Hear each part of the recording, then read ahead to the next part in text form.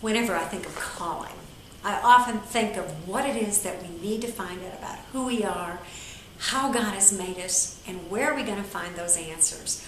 Well, when doing so, we often like to ask the question, what is the most unread book in America?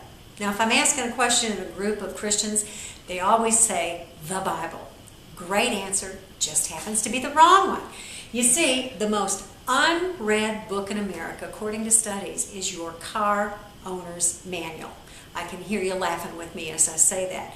In fact, if I said, how many of you have read the car owner's manual? I doubt very many would say, I've read it cover to cover. When do we read the car owner's manual? Usually when we're zooming down the highway and something's going wrong, or we're sitting by the side of the highway because the car isn't working anymore. But you see, if you go back and you say, why was the car owner's manual written? It was written so that your car would operate with maximum effectiveness and avoid those major breakdowns. But again, we read it when we're in the midst of one of those major breakdowns.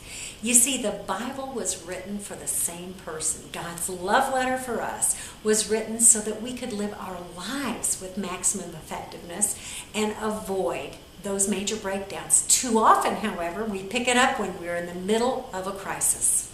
Yeah, and we love to not only say, hey, this is the owner's manual for you because it's God's owner's manual so that you would operate at maximum effectiveness and avoid major breakdown. But in addition to that, we've also found that hand in hand with that transformational tool called the Word of God, your owner's manual, is the issue that God uses the difficulties, the failures, and the struggles of our life much more than He does the successes and the mountaintops of our life to really craft us as usable tools in His hands. So our desire when we're dealing with people is to see them become everything God created them to be and to be transformed by the power of His Word, understanding that they're not alone when they mess up and make mistakes, because God's in the redeeming business to take what could have been a mess and make it a masterpiece. That's our desire for you and everybody we talk with.